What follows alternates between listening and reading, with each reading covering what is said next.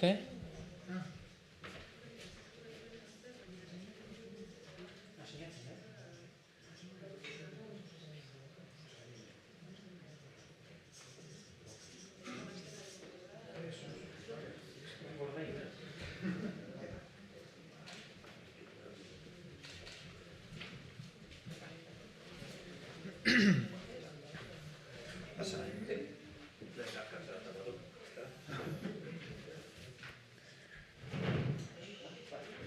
Zuek esan,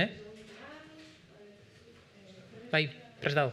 Bueno, egun on guztioi, ongi etorri, eta beti bezala eskerrik asko gaurkoan ere deialdiari erantzutegatik, jakina. Bueno, justo aste honetan, berria egunkarian Aizpea Leizaolari elkarrizketa bat egiten zioten, inauterien bueltan, Aizpea mentxe izan genuen duela pare bat aste, kaldereroak aurkeztunz, edo aurkezpen hartan, eta berak, antropologa da, eta adierazten zuen, Euskal Herrian behintzat badagoela horrelako inauteriaren loraldi antzeko bat. Eta berak esaten zuen besteak beste, inauteriak iraganera lotzen gaituela, herritu ere badala inauteria, baino bestalde, etengabe eraldatzeko eta garai berrietara egokitzeko kapazitatea gaitasun ere badaukala inauteriak. Eta hori da, urtetik urtera, edizioz edizio, Donostiako inauteriak egiten duena, ez da, birsortu egiten da, batetik bestera. Eta justu, Donostiako inauteriak uste dut oso ondo batzen dituela, edo uztartzen dituela hiru elementu horiek. Tradizioari lotzen gaitu, herritu da, urtero ospatzen dugulako, ondo ospatzen gainera, baino ateak eta leihoak zabalik dauzka hirian eta gizartean bueltaka dabiltzan garai, estilo eta forma guztiei. Eta hori besteak beste, saiatu gara ilustratzen, saiatu baino gehiago oso emaitza onaren bitartez, lortu dugu irudikatzea, marraztea hemen, aurtengo kartelarekin. Beste festa eta ekitaldi batzuetan egin dugun bezala, saiatzen ari gara, geure iruditeria ordenatzen, tokiko ilustratzaileei ere lekua ematen, beraien irudien bitartez mezuak ere zabaltzen, halaxe egin dugu aste nagusian, Santo Tomas ferian, azkeneko festa hauetan, San Sebastian egunean, Joseba Larratxaren bitartez, aspi euki genuen ere, kaldereroen kartelarekin, eta gaurko honetan, 2025ko inauteriak adirazteko edo horri irudia zartzeko orduan, Judas Arrietak, hementxe daukagu, berak egindako kartela izango dugu, aurtengo edizioko irudi nagusi bezala. Esaten nuen bezala, haize berrietara zabalik dagoen irudiare. Gauza asko dauzkazue, programaan sartuta, ez izkizuet dana kontatuko, hor dago ezuelako dana dosierran txukun jarrita, baina behintzat, datorren ostegunetik aurrera, izango ditugun egunez eguneko ekitaldi nagusien olako zertzelada bat emango dizuet eta olako paseo bat proposatuko dizuet Donostiako inauteriak topera bete-betean ospatzeko. Lehenik eta behin, ohikoa den bezala, ostegun gizena, Otsaiak 27 hasiera emango diogu inauteriari, eta hori hiri honetan egiten dugu Momo Jainkoaren etorrearekin. Hementxe daukazue, geure aurtengo Momo Jainkoa, odei etorri da gaurko honetan. Eta hori egingo dugu Euskal Inauteriaz lagunduta konstituzio enparatzan emango diogu hasiera inauteriari, eta bertan izango ditugu eskola, goizaldi, horixe ikastolako ikasleak eta zubietako joaldunak.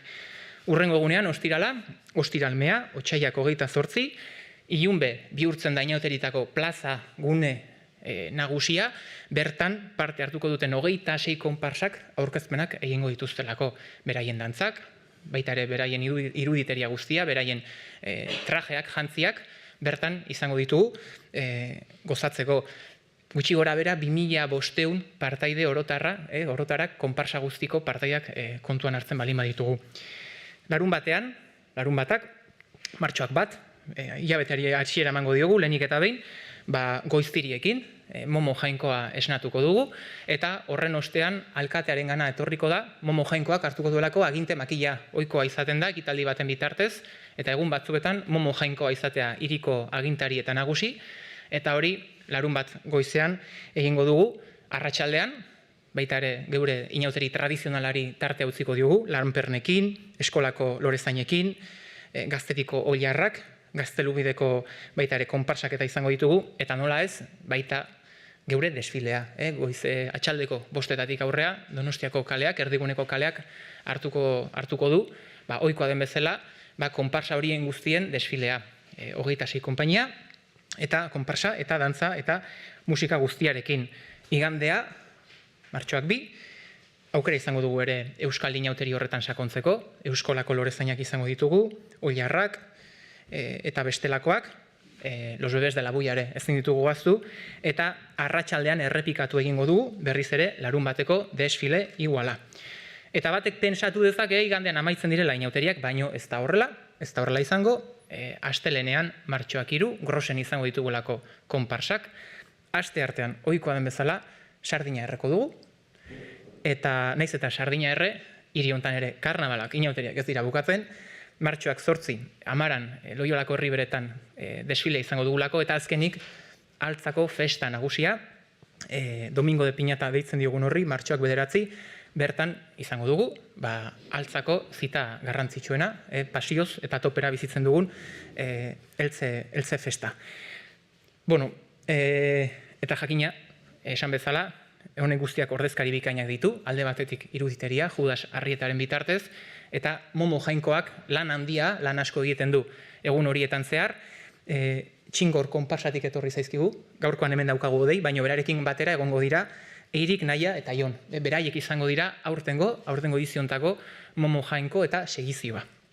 Bueno, brevemente, lo primero de todo, justo hace escasos días, esta semana, una compañera nuestra que participaba aquí en la presentación de los caldereros, Aizpea Leizaola, hablaba de la importancia del carnaval y que estaba teniendo un florecimiento, ¿no?, en todo el territorio, y ella lo explicaba muy bien, que el carnaval nos vincula al pasado, que lo vivimos como un rito, puesto que lo repetimos año tras año, pero que también es un rito que somos capaces de transformar y de reinventar. Y creo que eso es, entre otras cosas, una de las cualidades que tiene el carnaval de Donostia, que atrapa lo propio, lo nuestro, lo viejo, pero también abre las puertas a lo nuevo. Hemos querido reflejar eso más que bien, yo creo que con una factura extraordinaria, gracias al trabajo de Judas Arrieta. Como bien sabéis, las últimas citas festivas de la ciudad, hemos querido dar gran presencia y gran protagonismo a los y las creadoras, a los y las ilustradores de la ciudad, ilustradores locales también del territorio, y gracias a ello estamos consiguiendo muy buenos carteles, tanto en Santo Tomás, Semana Grande, Euskal Jaiak, o los últimos de los que hemos disfrutado este año, gracias a Joseba Larrache en la Tamborrada o a Ashpi también en los Caldereros. Hoy es el turno de Judas Arrieta, aquí tenéis su obra, luego él os explicará con mayor detalle. Y bueno, yo os voy a dar un pequeño consejo, al menos os voy a proponer un paseo para poder disfrutar de los carnavales a tope esta semana que viene. Como no, comenzaremos el Jueves Gordo, el 27 de febrero, dando la bienvenida al Dios Momo en la Plaza Constitución, acompañado del carnaval tradicional, gracias a Goizaldi, Escola, Orixe o también los Gualdunas de Zubieta. El viernes será el gran momento de dar la bienvenida, de presentar a todas las comparsas de la ciudad, a las 26 comparsas, unos 2.500 participantes aproximadamente. Será en Illumbe, una plaza importante para nosotros. El sábado despertaremos con las mañanitas al Dios Momo y tras despertarlo lo traeremos, o lo llevaremos al menos ante la presencia del alcalde para hacer el tradicional traspaso de poderes, puesto que durante el tránsito del carnaval es el Dios Momo quien dirige la ciudad, para lo bueno y también para lo malo, y a la tarde podremos disfrutar también del carnaval tradicional, las lampernas, los gallos, los bebés de la bulla, también los compañeros de Gaztelubide y, como no, pues el gran desfile que congrega a muchísimo público, mucho público familiar, desde las 5 de la tarde. El domingo volveremos a repetir por la mañana, por ejemplo, también a los gallos, los jardineros de Escola, y podremos disfrutar también a la tarde a las 5 del desfile. Y como decía, aunque uno pueda pensar que el domingo termina, pues no es así. Aquí el carnaval dura y dura bastante. En Gros lo haremos el lunes, repetiremos con las compañías, con las comparsas, los bailes y demás. El martes, pues el entierro de la sardina, a las 8 aquí enfrente, en Alderdieder. El 8 de marzo, en Riberas de Loyola, Amara, el desfile otra vez. Y, como no, la gran fiesta del barrio de Alza, que será el Domingo de Piñata, que lo viven con muchísima pasión. Y, como decía, todo ello pues hemos querido ilustrarlo con la imagen de Judas Arrieta, y también van a ser posible todas estas actividades gracias a que el Dios Momo va a estar presente en todas ellas, acompañándonos y haciendo un gran trabajo. Que tenemos aquí a Odei, que ha venido de Txingor, y con él van a estar me sale Segizioa, Jesús, en el séquito, Eirik, Naia y Jon. Bueno, y esto es brevemente el plan que os quería proponer, pero como decía, hay muchos agentes implicados en dar sentido y forma también a este carnaval del año 2025. Así que si os parece os voy a dejar con Judas para que nos explique un poco su creación y luego pasaremos la palabra a Odei. ¿Vale? Ez nahi ez dutenean, zuena da hitza. Haupa, eguerdion. Bueno, lehenik eta behin eskertu nahi diot lantaldeari eta udaletxeari aukera hau emateagatik.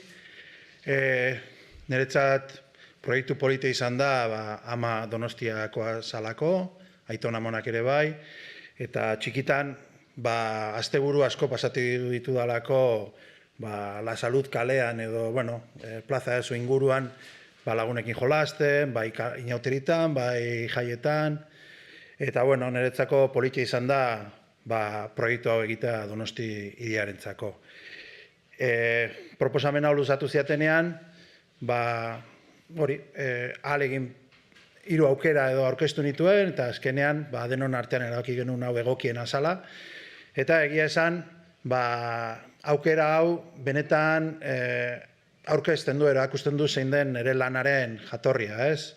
Nire helburua lehiotxo hau irudikatzerakoan zan, erakustea jendeari eta herritarrei gaur egungo karnabalaren izaera, ez? Bai,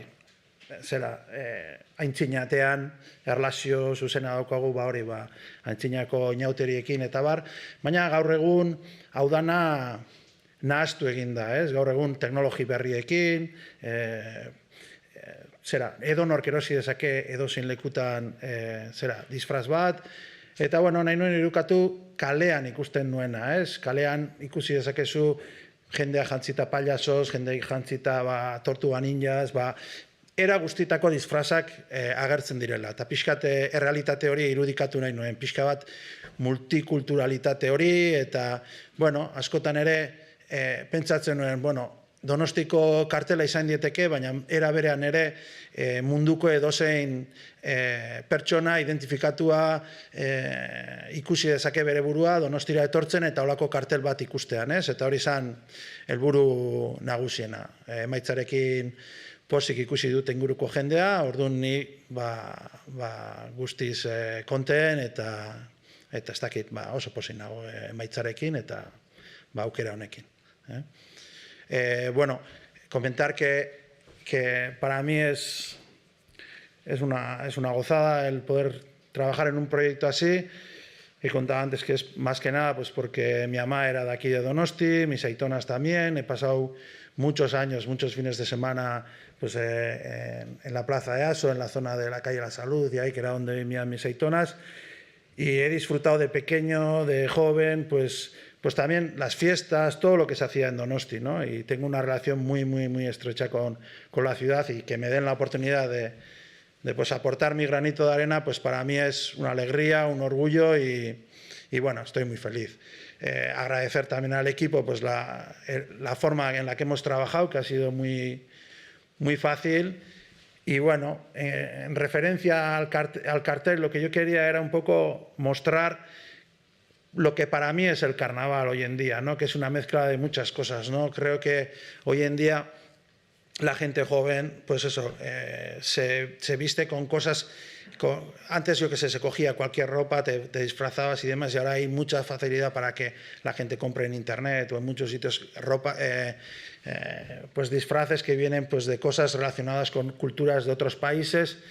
Y al final nos encontramos en carnaval, cuando vamos por la calle, una especie de amalgama de un montón de personajes que hacen referencias a un montón de culturas, a un montón de países, y quería un poco reflejar esa riqueza, ¿no? Luego también quería que fuera una especie de ventana como que sí, que reflejaba el carnaval de Donosti, pero cualquier persona que viniese de fuera se sintiese identificado con ese cartel, ¿no? Que se encontrasen elementos con los que se reconociesen esas personas, y hacer que el cartel sea una referencia al carnaval donostiarra, pero también a un carnaval que quiere ser también internacional, ¿no? Y esa es un poco la historia, y agradecer una vez más la posibilidad y nada, que estoy muy contento. Eskerrik asko. ¿Tenéis alguna pregunta? Vale, Judas. ¿Tiene nombre el cartel? ¿Algún nombre específico le has dado? No le he dado ningún nombre específico. El archivo se llama Manga porque un poco las referencias que tengo en mi trabajo vienen de Asia, pero si os fijáis un poco en el cartel, pues vais a encontrar elementos de cultura americana, de cultura local, de cultura japonesa, pero bueno, no tiene un título especial. Lo que sí que quería era hacer un cartel en el que la gente se metiera adentro, que fuera reconociendo elementos y que fuera creando como un viaje en el que la gente disfrute del cartel como se disfruta del carnaval, ¿no? Que es como una fiesta muy gamberra en la que lo importante es disfrutar y pasárselo bien. Yo he querido crear un cartel en que tenga la misma filosofía, ese mismo rollo de disfrutar y pasárselo bien, como un viaje, pues igual en esto, cuando vas al Monte Igueldo, ahí en la montaña rusa, ¿no? Suiza, eso es. Sí, matarme. Es el momento. Es carnaval, o sea que... Bai, pues, ondo badituzu igual, bai, basako dugu hitza, bai. Eskerrik asko, Judas. Bueno, ni odei naiz, aurtengo momo jainkoa, eta, bueno, ezer prestatu, orduan pixkat, lo que salga. Ni eta nintzen txingor konpartxatik, oain dela, 2008an hasi ginen, lehenengo inauteriak izan zen 2010an, ustet, eta hortik aurrea, egon gara beti inauteritan, dantzatzen, kulturaekin gauzak egiten, eta, bueno, beti horre egon gara denea, gero pandemia itxi zen, eta hor kolokan gatu ginen pixkat, eta, bueno, inauteriak utzi ordez, sartu ginen beste konbortxa batean laguntzen, eta hortik aurrea beti egon naiz, eta beti nago, eta egongo naiz, inauteritako, zer da nire pasio bat, ez, pixkat, mozorratzea, dantzatzea, gauza egitea, ez, pixkat, bizia ematea hiriari. Orduan, aukera hau, eman diatena, netzako da, algo único, ez da inun olako ezer bizitzerik, ni oso pozik nago, pixkat eman diaten aukeratik, eta zait gehiago esan nola. Bueno, pues yo soy Odei, el dios momo de este año, y bueno, vengo de la comparsa Chingor, que la creamos el 2008, pero hasta el 2010 creo que no empezamos a salir bailando. Y bueno, siempre he estado metido en el carnaval, pues, disfrutando de ello, bailando, creando, haciendo de todo. Siempre he estado a disposición, ayudando también a Festac. Y bueno, llegó la pandemia y no pudimos continuar mucho con ello, entonces como queríamos seguir con ello, pues nos juntamos a otra comparsa y ahí seguiremos dándolo todo, porque el carnaval es algo que a mí me encanta, con los que me siguen también, y estamos a disposición siempre de todo. Entonces esta ocasión que me han dado un poco de ser Dios Momo, para mí es algo único, es una cosa que se vive solo una vez en la vida, no hay nada que se parezca en ningún otro lado. Y bueno, yo voy a dar todo de Dios Momo, voy a hacer todo lo posible, a disfrutar, a hacer que la gente se levante, que baile y a animar a todos. ¿Daukazu galderari, Odeientzako? Bueno, ya sé que no se puede decir, pero ¿alguna pista de vuestro disfraz? Bueno, que haremos un poco de ruido. Vale. Odei, ¿en qué comparsa os habéis incorporado? Pues ahora nos hemos incorporado a la comparsa Carmelo Chiqui. Nos dedicamos un poco más a lo que es hacer las carrozas y un poco ayudar a la organización, pero bueno, estamos un poco más metidos en la creatividad de la carroza y en ayudar. Patillón. En total, ¿cuánta gente puede participar entre las comparsas que participan en los desfiles, en las tradicionales, en las históricas? ¿Tenéis cuantificado el número de personas que participan de manera activa? A ver, calculamos, son unas 2.500 los de las comparsas, las 26 comparsas, y hacéis la suma de todas las comparsas, pero luego entre Escola, Gallos, Bebés de la Bulla, Gaztelubide y demás, pues nos podemos ir tranquilamente a las 4.000 a los 4.000 participantes, por lo menos, entre todas las actividades. 4.000 partaide inguru, 2.500 konparsetan dabiltzanak, eta horrik gehitzen bali maizkigu eskolakoak, goizaldikoak, horixik ikastolako aurrak eta bar, 4.000 persona pasatxo izango genituzke festagiroa jartzen irian. Bai, honekin nahikoa, eskerrik asko eta badakizue, datorren ostegunetik aurrea mozorratza guztiok.